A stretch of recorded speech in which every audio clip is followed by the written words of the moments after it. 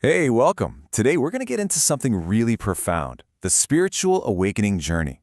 We're going to walk through the key stages, the challenges, and all the incredible transformations that happen, all based on the insights of Keith Birch.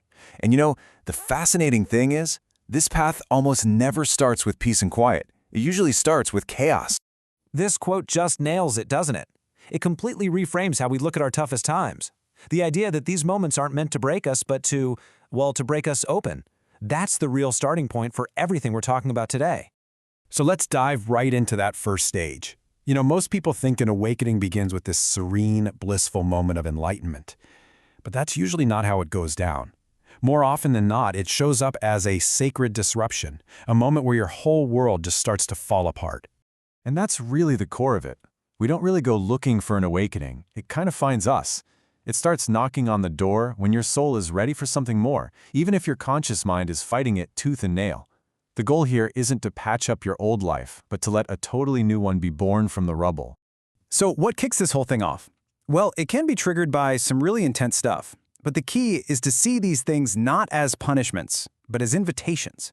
Whether it's the pain of losing someone or your body literally forcing you to stop through burnout, each one is like the universe asking, hey, are you ready to see things differently now? Now, to get through that initial storm, some people find a lot of support from what we can call crystal companions. Think of smoky quartz as an anchor that keeps you grounded when you feel like you're floating away. Black tourmaline can act like an energetic bodyguard, while rose quartz is all about wrapping yourself in that much-needed self-compassion.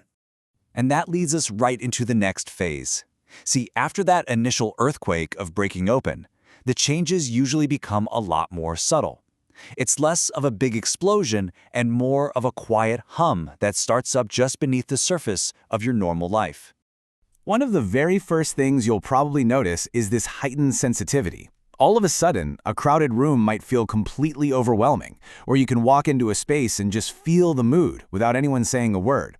This isn't you becoming weak, it's your awareness tuning in to a whole new frequency. And because of all that new sensory input, you'll likely start craving alone time like never before. This isn't about hiding from the world. It's your soul putting in a request for some quiet time, saying, hey, I need some space to process and make sense of all this new energy. Around this time, it can also feel like the universe is starting to talk to you directly. You might see repeating numbers everywhere, or the perfect book falls off a shelf right when you need it. That's synchronicity. And at the same time, that little voice inside, your intuition, starts getting a whole lot louder, guiding you with a sense of just knowing things. And to help support these quieter shifts, certain companions can be really great. Fluorite is fantastic for bringing some clarity when your mind feels like it has way too many tabs open. Amethyst is known for helping you tune into that budding intuition, and Moonstone is all about helping you trust this whole unfolding process. Okay, now we're getting to what can be the toughest part of the whole journey, but also the most rewarding. This is the part where you have to turn inward and face what's often called the shadow, all the fears, the old wounds, and the patterns you've kept hidden away. But here's the thing, it requires a complete shift in how we see the shadow.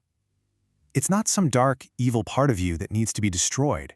It's actually the part of you that learned how to survive, usually by holding on to your deepest wounds.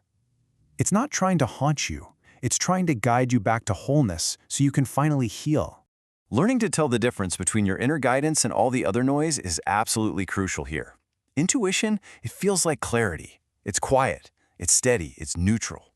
Fear, on the other hand, it's loud, it's urgent. It feels like a running commentary judging everything. Nailing the difference between these two is a total game changer. So when you're deep in this inner work and feeling overwhelmed, the source material gives us a super simple practice. First, you ground yourself. Then, you cleanse your energy field. And finally, you strengthen your light. This little practice can really help you stay in your center so you don't get lost. And of course, there are crystal allies that can really support this deep inner work. Obsidian is said to give you the courage to look at your own truth without judging yourself. Lepidolite is amazing for calming your nervous system when things get intense, and selenite is perfect for that cleansing step we just talked about. All of this deep inner work, well, it naturally leads you to a whole new way of being. After you've spent time navigating your inner world, the journey starts to turn outward again.